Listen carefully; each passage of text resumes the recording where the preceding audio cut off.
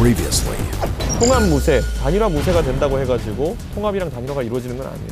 통합이라는 거는 그 대상이 되는 분이 결심하시면 하는 것이고 그 결심 안 하면은 아무리 하자고 제안해도 안 되는 거예요. 당원 동지 여러분, 힘찬 박수 부탁드립니다.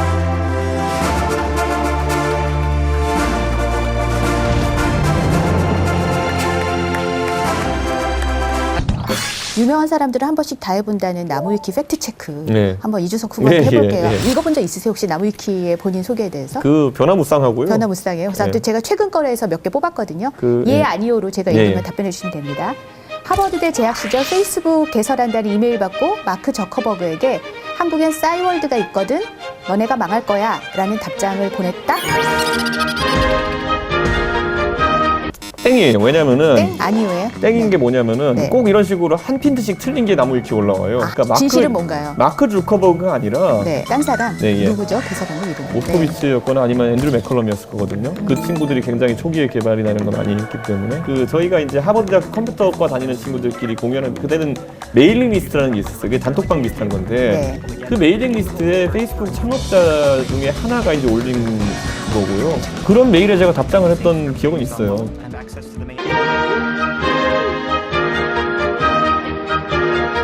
내용은 요 내용으로 하신 거 맞아요? 그러니까 페이스북이란 게 이렇게 있다 했더니만은 기능이 아무것도 없는데 이런 취지로 제가 이제 얘기했던 게 지금의 페이스북과 그때 페이스북 모습은 완전 달라요. 초기랑 그때랑. 예. 네. 그리고 그때는 하버드 대학교 학내 서비스였기 때문에 그랬죠. 이런 표현이 적절할지 모르겠는데 약간 그 뭐, 특수 기능 때문에 많이 썼거든요. 썸 타고 이런 용도? 네, 약간 그런 거였거든요. 그 싸이월드로 운운하신 것도 맞아요? 네, 저희가 사이버드 그때 네. 링크도 해주고 이렇게 했던 기억이 나요. 근데 뭐 그걸 그 친구들이 딱 그 친구들이 다시 봤을지 모르겠지만 그 다음에 몇 번 그 다음에 대화가 오갔던 건 있어요. 아무튼 디테일이 틀렸다. 땡. 그러니까 주커버그는 저랑 오히려 한 학년 차이가 있거든요. 네. 그래가지고 주커버그랑은 저는 오히려 교류가 뭐 수업 같이 들은 거는 없어요. 네. 알겠습니다. 자, 두 번째. 나 자신의 고학력 스펙이 너무 좋아서 100억 원을 줘도 안 바꿀 건데 배우 김수현 얼굴과 바꾼다면 바꾸겠다. 안 바꾸죠. 이것도 땡이네요. 네. 땡. 뭐 제가 예전에 이제 농담 삼아서 했던 말이긴 한데. 아, 이런 말을 한 적이 있으신 네. 건 맞는데 네. 지금 진심으로는 아니다. 네. 저는 제가 서울 갔고부터 이렇게 하버드까지 뚫어온 걸 보면은 내가 다시 뚫으라면 뚫을 수 있을까 이런 생각을 해요. 요즘은 특히. 근데 사실 배우 김수현의 얼굴로 다시 태어나는 것도 쉽지는 않아요. 그러니까 그런데 네. 저는 이제 이거 뚫어내는 게 쉽지가 않기 때문에 저는 이거 웬만해서는 잃어버리고 싶지는 않은데 이거 보니까 다시 하라면 안 해야 할 것 같은데 그냥. 알겠습니다. 세 번째. 어린 시절 꿈이 지하철 기관사였다. 네. 그래서 지금도 어마어마한 철떡이다. 맞아요. 이거는. 아, 이건 O. 네. 네. 제가 이제 지금은 4, 5선 종점이 단고개역이거든요. 옛날에는 상계역까지밖에 없었어요. 상계역이 종점이어가지고 제가 집이 그 근처였는데 그 동네에서 제복 입고 다니는 사람이 딱 지하철 기관 3명밖에 없었어요. 그렇게 남자애들은 제복 입은 사람들을 좋아하더라고요. 제 남동생도 그랬거든요. 그러니까 그래서 이제 네. 한 두 정거장 가면 창동역이랑 노원역 사이에 차량 기지가 보여요. 맞아요. 그럼 막 장난감 기차처럼 보이고 이러거든요. 네. 그런 거 어릴 때 보면 좋아했던 기억이 나요. 네. 그다음 네 번째. 야구를 굉장히 좋아해서 야구와 정치 중 하나를 버려야 한다면 정치를 버리겠다. 그랬던 적도 있었죠. 야구 광이어가지고. 근데 지금은 아니다? 제가 얼마 전에 삼성 라이온스 파크 갔는데 네. 제가 간 날 그런데 완전히 그 5대0 뭐 그 이상으로 털려가지고 제가 패배 요정처럼 돼버려가지고 안타깝습니다. 사실 그 대구 지역은 새누리당의 몰락과 비슷한 시기에 거의 삼성 라이온즈 몰락이 이루어졌거든요. 시민 여러분 용서해 주십시오. 시민 여러분 용서해 주십시오. 그래서 야구로도 굉장히 좀 실망하고 정치로도 실망했던 완전 라이온즈 기억이- 팬이시잖아요. 네. 3대째 팬이시라고. 저희 할아버지 거의 네. 유언같이 그렇게 돼 있습니다. 그래가지고 그래서 어렸을 때도 할아버지 댁 가면 계속 저 데리고 이제 가서 봤는데 할아버지는 이만수 선수 나오면은 넘겨라 이러고 그냥 그 박봉 말단 공무원의 삶에서 야구가 활력 소였던 것 같기 때문에 그게 좀 계승된 것 같아요.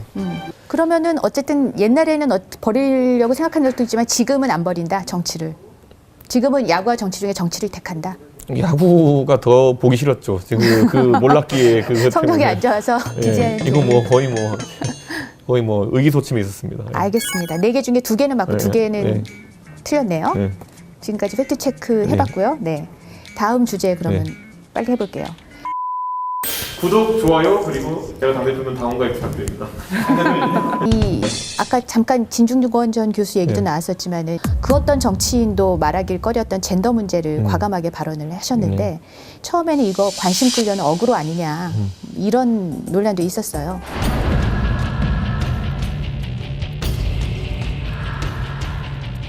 제 생각엔 그런 오히려- 측면도 있었어요. 그러니까 이게 그 네. 출구조사에서 72.5 대 40이라는 세대 내에서 약간 그 불균형이 일어나니까 그냥 언론인들이 저한테 물어본 거예요. 왜 이렇다고 생각하느냐? 나는 이거는 젠더 이슈라고 생각한다. 저는 페미니스트 대통령이 되겠습니다. 그렇기 때문에 문재인 정부가 상당히 편향된 젠더 정책을 펼쳤기 때문에 이런 결과가 나왔다 했는데 젠더 이슈가 아니면은 세대 내에서의 남녀 불균형, 그 득별 불균형 어떻게 설명할 거냐에 대해서 아직까지 합리적인 얘기가 하나도 없어요. 기껏 하는 경우야 그냥 뭔지 물어보면은 젠더는 아니다. 그럼 내가 부동산이냐 공정이냐 뭔 얘기를 하자는 건지 잘 모르겠어요. 그러니까 저는 어떤 조직 또는 어떤 집단에게는 젠더 이슈다라는 거를 부인해야 될 이유가 있는 거라는 생각을 강하게 받았어요. 네. 어떤 집단인지 모르겠지만. 젠더 갈등이 심각하고 갈등 때문에 지지도가 격차가 난다고 생각하지는 않고요. 근데 예를 들면 아무튼 진중권 전 교수 네. 같은 경우에 아니 이거는 이준석이 틀렸다라면서 계속해서 비판하는 칼럼도 쓰시고 또 온라인에다가 글도 쓰시고 하시잖아요. 근데 이 진 전 교수가 지적하시는 거에도 하나도 공감하는 바가 없으세요? 1절 어떠세요? 그러니까 그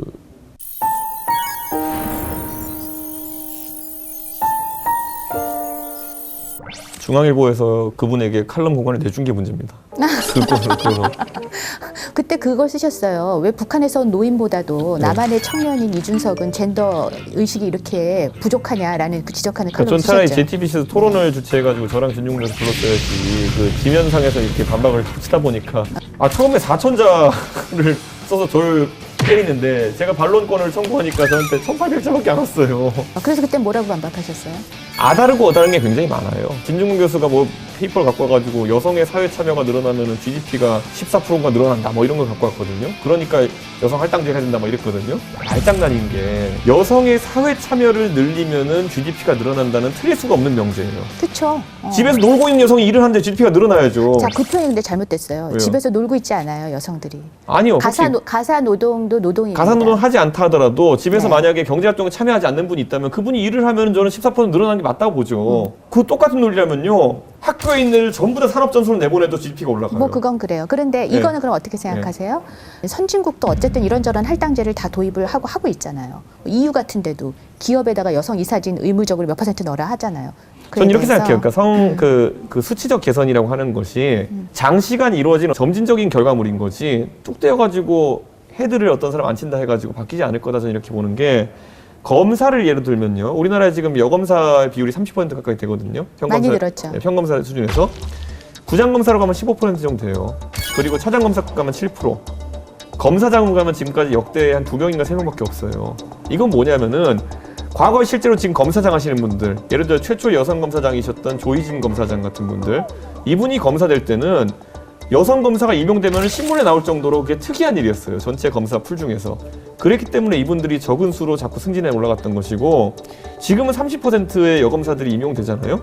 그러면은 나중에 그분들이 부장검사 될 타이밍에는 부장검사의 30%에 가까운 수치가 여성일 거예요. 저는 거의 확신이 있거든요. 시간이 해결해 줄 것이다. 추세가 그리고 달라지고 있기 때문에. 그 대표적인 예가 뭐냐면 우리가 교사 직군에 대해 가지고는 여성들이 굉장히 비율이 높아진 지가 오래예요. 그렇죠, 그거는. 그리고 지금 대한민국의 교감 선생님의 50%는 여자예요.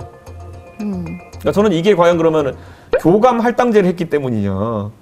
네. 이 젠더 그래서 아까 제가 말했던 것처럼 그- 뭐냐면 이게 있는 거예요. 그래서 네. 제가 젠더 이슈에 대해서 제가 여성의 사회 참여를 확대시키는 것을 반대하냐면 아니에요. 저는 그거는 꼭 필요하다 보는데 근데 지금 과도하게 보정되고 있다고 보정은 생각을 어떤 하니 문제냐면은 그거를 줄이자. 정해진 파이에 대해 가지고 할당을 통해 가지고 수치를 맞추겠다는 그 할당의 의미이기 때문에 파이가 늘어나지 않는데 파이를 어떻게 할당할 거냐의 문제거든요. 저는 그건 불공정의 문제가 야기될 수 있다는 거죠. 문재인 정부 들어가지고 젠더 문제가 갑자기 커진 이유는 성장이 멈췄다는 확신이 있는 거예요. 젊은 세대에게. 결론적으로 얘기하면은 안티페미니스트는 아니다. 그 용어가 뭔지 잘 모르겠어요. 저는. 그게 뭔지를 모르겠다. 예, 자기들이 그냥 공격하기 위해서 만든 용어이라고 그러면은 생각하거든요. 여혐은 아니다. 전 여혐도 뭔지 사실 모르겠어요. 저는. 아하, 그래서 네, 알겠습니다. 질문할 게 되게 많지만 예. 시간이 부족해서 예. 여기까지. 예. 영성중진이라는 별명이 있어요. 예. 그래서 젊지만 노회하다. 그리고 어떤 분은 심지어 가짜 청년이다 이런 표현도 쓰더라고요. 저는 그거 네. 되게 웃겼는데 가짜 청년이다 이런 얘기 들을 때 어떠세요? 젊어서 어리숙하다고 했으면 또 좋아할 사람이 있을까요? 아니죠. 쟤는 젊어서 저렇다라고 또 깔려고 그 용어를 쓰겠죠. 청년이지만 노예한 게 무슨 문제냐? 그러니까 노예라는 단어도 프레임이라고 저는 생각하는 거죠. 네. 그러니까 여성이 여성답다라는 것이 저는 배척당해야 될 개념이라 생각한다면은 남자는 남자다워야 된다는 것도 좀 배척당해야 되는 것이고 청년은 청년다워야 된다는 것도 누군가 만들어 놓은 스테레오타입을 우리한테 강요하는 것이다. 청년다움, 중진다움, 때로는 당대표다움을 강요하면서 우리 사회의 소중한 개성들을 갈아버리지 않는 그런 사회를 만들겠습니다. 어떤 사람다움이라는 게 있을 필요가 있느냐 또는 그것을 강요하는 사회 자체가 이제 스테레오타이핑을 세게 하는 그런 사회다. 절대 그런 말이 있어서는 안 된다. 예.